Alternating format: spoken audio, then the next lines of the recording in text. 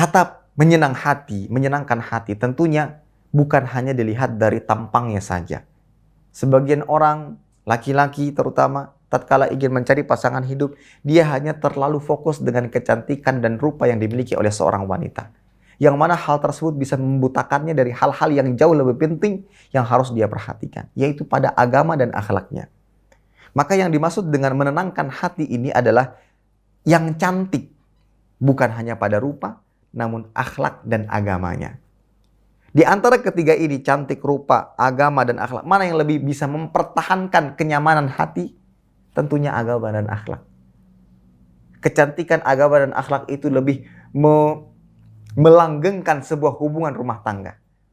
Iya, berbeda dengan kecantikan. Ada sebagian orang yang hanya tergiur dengan kecantikannya. Akhlaknya na'udzubillah, agamanya na'udzubillah. Yang pada akhirnya dia hanya menikmati kecantikannya hanya pada perayaan pernikahan saja. Malam pertama sudah mulai kelihatan keburukan-keburukannya. Pembangkangannya terhadap suami. Hari pertama dilewati sudah mulai dengan pecahan piring. Hari kedua cacian-cacian. Suara yang diangkat lebih keras dibandingkan suami. Yang pada akhirnya hilang kecantikannya. Secantik apapun dia, apakah dia adalah ratunya seluruh dunia, sama tidak akan berfaedah. Tapi kalau seandainya kecantikan itu keluar dari agama dan akhlaknya, walaupun wajahnya biasa-biasa saja, dan dia melihat itu, kecantikan yang ada pada agama dan akhlaknya, itu yang akan membuat hatinya sejuk. Inilah yang dimaksud pada ayat ini. Ya, di orang-orang beriman, tatkala dia berdoa kepada Allah Ta'ala, dia meminta agar diberikan istri-istri yang memberikan kesejukan pada hati. Begitu pula keturunan-keturunan yang memberikan kesejukan pada hati. Dengan apa? Dengan akhlak-akhlak mereka. Agama yang mereka miliki kuat. Ketika mereka melakukan kesalahan, mereka tahu bagaimana cara bertaubat darinya. Mereka akan meminta ampun kepada Allah Ta'ala. Terjadi permasalahan dalam rumah tangga, istri tidak akan pernah mengangkat suaranya.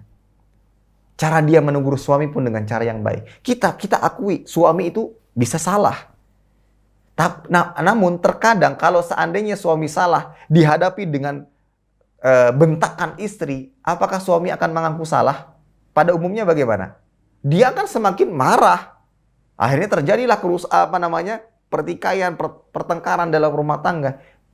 Tapi kalau istri yang beriman dan akhlaknya mulia, suaminya salah, dia tahu cara bagaimana menegur suaminya dengan cara yang baik.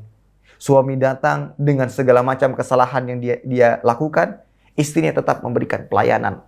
Seakan-akan tidak ada masalah sedikit pun. Silakan mas, ini hidangannya, air panas atau air hangat sudah disediakan, silahkan mandi.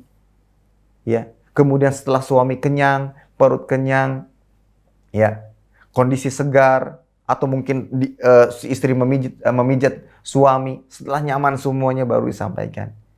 Mas tadi melakukan ini dan ini apa tidak? Saya sebagai seorang istri tentunya karena sayang dan seterusnya. Dengan kelemah lembutan. Dari situ suami sadar apa tidak? Insya Allah akan sadar. Tapi kalau baru masuk pintu, kaki yang baru masuk baru setengahnya. Belum 2 kaki. Sudah teriakan. Nah, ini tidak akan pernah menyelesaikan masalah. Itu yang dimaksud. Yang diinginkan oleh hamba-hamba Allah Ta'ala yang beriman dari istri, pasangan hidup dan anak-anak adalah yang menyejukkan hati, yang hanya bisa ditemukan pada agama yang baik dan akhlak yang baik. Itulah yang dimaksud qurrata a'yun. Bukan hanya pada rupa. Betapa banyak orang-orang yang rupanya menawan, akan tapi justru banyak menyakiti hati orang-orang. Terima kasih. Jazakumullah khairan wa barakallahu fikum. Video ini dibuat atas partisipasi dari donasi Anda. Semoga menjadi amal jariah bagi Anda semuanya.